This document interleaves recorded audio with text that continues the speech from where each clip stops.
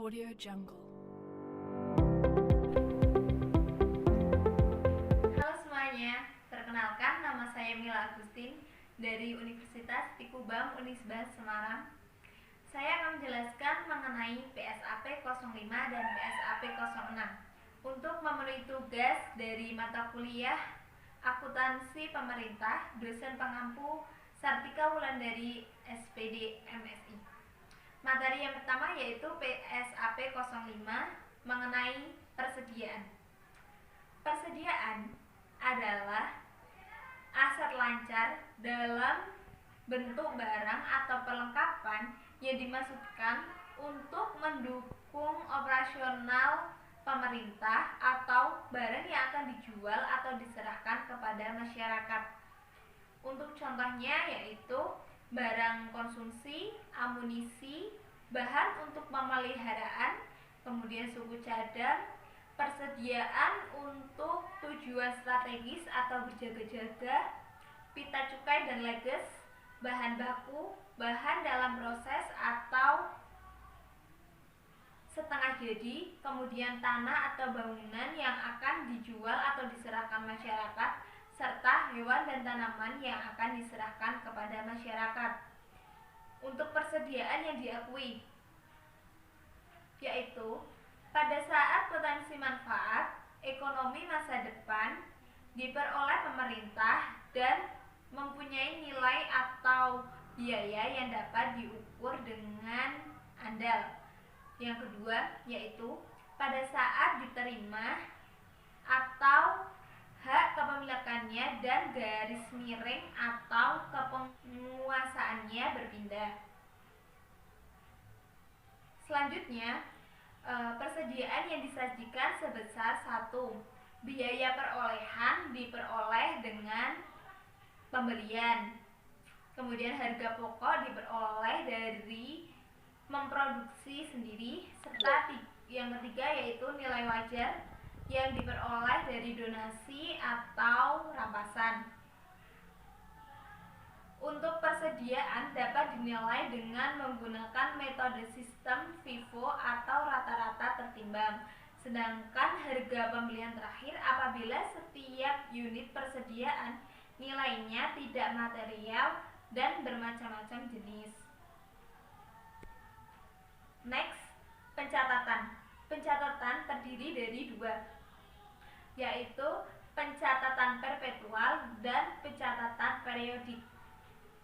Pencatatan perpetual yaitu dipakai berdasarkan catatan jumlah unit yang dipakai dikalikan dengan nilai per unit suatu metode pemilihan yang digunakan. Sedangkan periodik yaitu dengan cara saldo awal persediaan ditambah dengan pembelian atau perolehan persediaan dikurangi dengan saldo akhir dikalikan nilai per unit sesuai dengan metode penilaian persediaan. Lanjut yaitu PSAP 06 mengenai investasi. Investasi adalah aset yang dimaksudkan untuk memperoleh manfaat ekonomik seperti bunga, dividen, dan royalti atau manfaat sosial sehingga dapat meningkatkan kemampuan pemerintah dalam rangka pelayanan kepada masyarakat. Kemudian investasi terdiri dari 2. Yang pertama yaitu investasi jangka pendek. Investasi ini terjadi selama setahun atau kurang, ditujukan dalam rangka manajemen kas. Terdiri dari deposito berjangka 3-12 bulan, kemudian pembelian obligasi pemerintah jangka pendek oleh pemerintah daerah, dan untuk pembelian sertifikat Bank Indonesia atau SBI.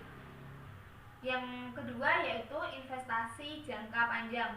Investasi jangka panjang terdiri dari 2, yaitu investasi permanen dan investasi non permanen. Untuk investasi non permanen yaitu investasi untuk dimiliki secara tidak berkelanjutan.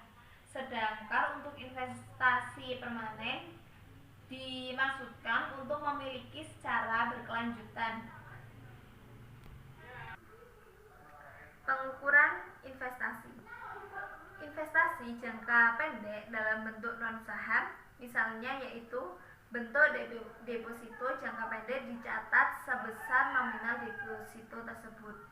Kemudian untuk investasi jangka panjang yang bersifat permanen misalnya penyertaan modal pemerintah, kemudian dicatat sebesar biaya perolehan. Untuk investasi non pemerintah dalam bentuk pembelian obligasi jangka panjang. Dan yang terakhir yaitu metode penilaian investasi. Terdiri dari 3, yaitu metode biaya, yang kedua yaitu metode ekuitas, dan yang ketiga adalah metode nilai bersih yang direalisasikan. Kriteria metode penilaian investasi yaitu sebagai berikut. Kemudian kepemilikan kurang dari 20% yaitu menggunakan metode biaya. Untuk kepemilikan 20% sampai 50% menggunakan metode ekuitas. Yang ketiga yaitu kepemilikan lebih dari 50% menggunakan metode ekuitas. Dan yang terakhir yang keempat, kepemilikan bersifat non-permanen menggunakan metode nilai bersih yang direalisasikan. Kemudian hasil dari investasi, yaitu hasil investasi diperoleh dari jangka pendek antara lain deposito, bunga obligasi, dan dividen tunai. Diakui pada saat diperoleh dan dicatat sebagai pendapatan LRA dan pendapatan LO, sedangkan pendapatan dividen diakui sebagai pendapatan setelah diumumkan. Sekian dari saya, kurang lebihnya mohon maaf. Terima kasih.